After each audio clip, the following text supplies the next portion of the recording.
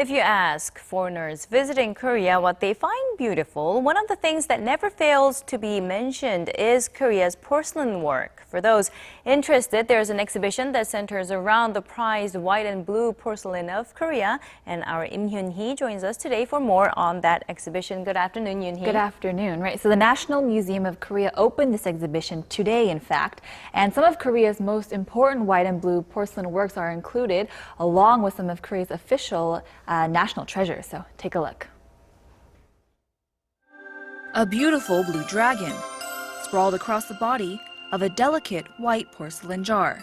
During the Joseon Dynasty, porcelain work saw many transformations, including the use of cobalt blue glaze laid against the pure white, resulting in these blue and white porcelain works, also known as Chunghwa Porcelain.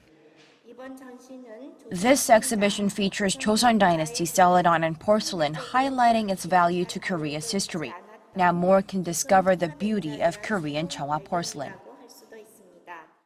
It's a centuries-old technique that was seen across the Asian continent, but Korea developed a style of its own. One of the most valuable works on display is a Chunghwa porcelain lidded jar with a plum and bamboo design. The national treasure shows the Korean artist's unique use of the pure empty space, creating more simplistic masterpiece right on the surface of the jar. But what makes these works so valuable is that the cobalt blue had to be imported from Islamic countries, so access to the craft was extremely rare.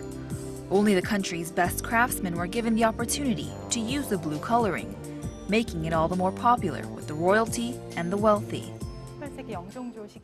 During the mid to late 18th century, Chunghwa porcelain was enjoyed by the aristocrat class, characterized by the simplistic paintings of the four gracious plants, landscapes, animals, and patterns.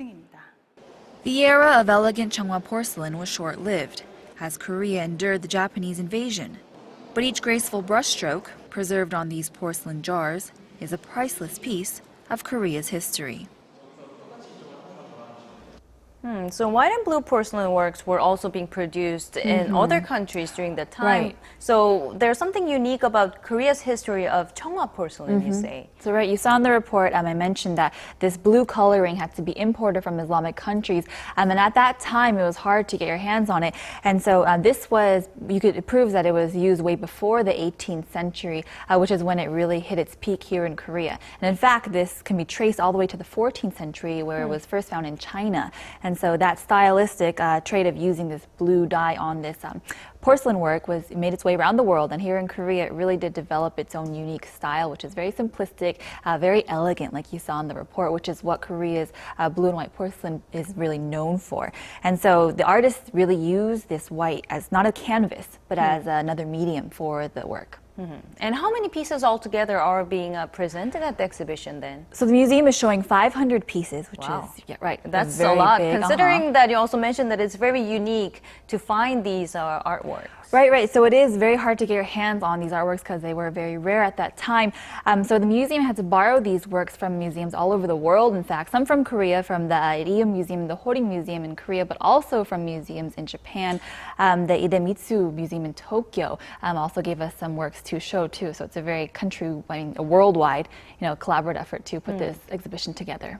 So Korea's Chunghwa porcelain has, it's being praised in other countries as well, it seems like. Right. Beautiful work. And this exhibition really does give you a look at the Joseon porcelain culture as a whole. All right. Thank you very much, Yoonhee, for bringing this story to us today. You're very welcome.